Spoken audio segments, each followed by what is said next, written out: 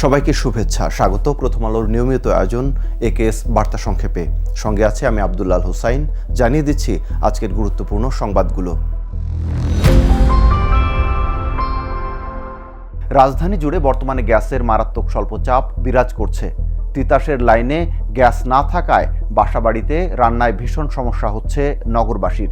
অনেকে বাধ্য হয়ে বিকল্পভাবে রান্না ও খাওয়ার ব্যবস্থা করছেন। সমস্যার পেছনের কারণ জানিয়ে ৮ জানুয়ারি রাতে তিতাস গ্যাস কর্তৃপক্ষ তাদের অফিসিয়াল ফেসবুক পেজে এক বিবৃতি দিয়েছে।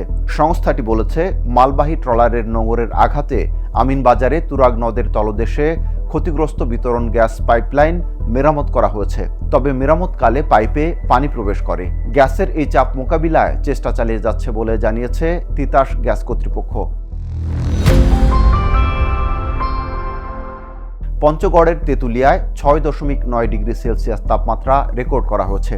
৯ জানুয়ারি দেশের সর্বনিম্ন এই তাপমাত্রা রেকর্ড করা হয়। পঞ্চগড় জেলায় বইছে মাঝারি শৈত্যপ্রবাহ। রাতভর উত্তরের হিম বাতাসের সঙ্গে ছিল ঘন কুয়াশার দাপট, যা সকাল পর্যন্ত অব্যাহত ছিল। ঘন কুয়াশা আর হিমেল বাতাসে জেঁকে বসেছে হাড় কাঁপানো শীত। এতে বিপাকে পড়েছেন নিম্ন আয়ের মানুষ, বিপর্যস্ত হয়ে পড়েছে জনজীবন। কেউ কেউ খড়কুটো জ্বালিয়ে শীত নিবারণের চেষ্টা করেছেন।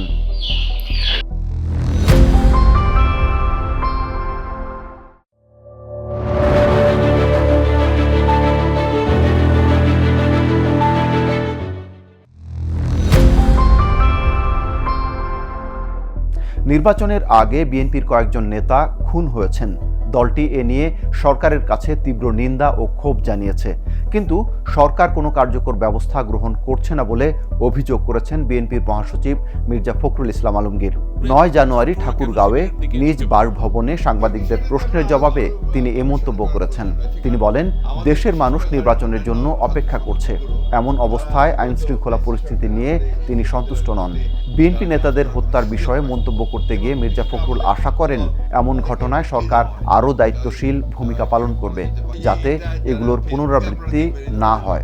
গণভোটের প্রশ্নে বিএনপির অবস্থান কি হ্যাঁ ভোটে নাকি না ভোটে? এমন প্রশ্নের জবাবে বিএনপি মহাসচিব বলেন, সংস্কার বিএনপির মজ্জাগত, এটি একটি চলমান প্রক্রিয়া।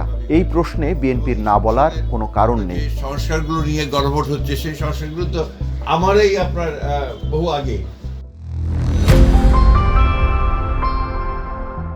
ইরান জুড়ে চলা বিক্ষোভে নিরাপত্তা বাহিনীর দমন পীড়নে অন্তত ৪৫ জন নিহত হয়েছেন বলে মানবাধিকার সংস্থাগুলোর বরাতে জানিয়েছে গালফ নিউজ। রাজধানী তেহরান ছাড়াও কোম, ইস্পাহান, বন্দর আব্বাস ও বজনুর্দ শহরে বড় ধরনের বিক্ষোভ ছড়িয়ে পড়েছে। সামাজিক যোগাযোগ মাধ্যম এক্সে ছড়িয়ে পড়া একটি ভিডিওতে দেখা গেছে, ইরানের মধ্যাঞ্চলীয় শহর ইস্পাহানে রাষ্ট্রীয় টেলিভিশন ভবনে আগুন দিচ্ছেন বিক্ষোভকারীরা। এদিকে ইরানের বর্তমান পরিস্থিতি নিয়ে তেহরান ও ওয়াশিংটনের মধ্যে নতুন করে উত্তেজনা দেখা দিয়েছে। ডোনাল্ড ট্রাম্প হুঁশিয়ারি দিয়ে বলেছেন, ইরানি কর্তৃপক্ষ যদি বিক্ষোভকারীদের হত্যা করে তাহলে যুক্তরাষ্ট্র সেখানে খুব কঠোর হামলা চালাতে প্রস্তুত রয়েছে। ৯ জানুয়ারি সামাজিক যোগাযোগ মাধ্যমে দেওয়া এক বার্তায় ট্রাম্প এ হুঁশিয়ারি দেন। অন্যদিকে যে কোনো হামলার বিপরীতে কঠোর জবাব দেওয়ার হুমকি দিয়েছে তেহরান। ভারতের মাটিতে টি-20 বিশ্বকাপ খেলতে বাংলাদেশের আপত্তির বিষয়ে সাবেক অধিনায়ক তামিম ইকবাল যে মন্তব্য করেছেন, সেটিকে কেন্দ্র করে উত্তাল ক্রিকেট অঙ্গন। বিসিবি পরিচালক এম নাজমুল ইসলাম তামিমকে ভারতীয় এজেন্ট বা দালাল বলার প্রতিবাদে ক্ষোভে ফেটে পড়েছেন ক্রিকেটাররা। ভারত সফর নিয়ে তামিম ইকবালের মতামতের বিপরীতে ফেসবুকে আক্রমণাত্মক স্ট্যাটাস দেন বিসিবি পরিচালক নাজমুল ইসলাম। তিনি তামিমকে তার ভাষায় পরীক্ষিত ভারতীয় এজেন্ট উল্লেখ করে মন্তব্য করেন। এরপর শুরু হয় তীব্র সমালোচনা।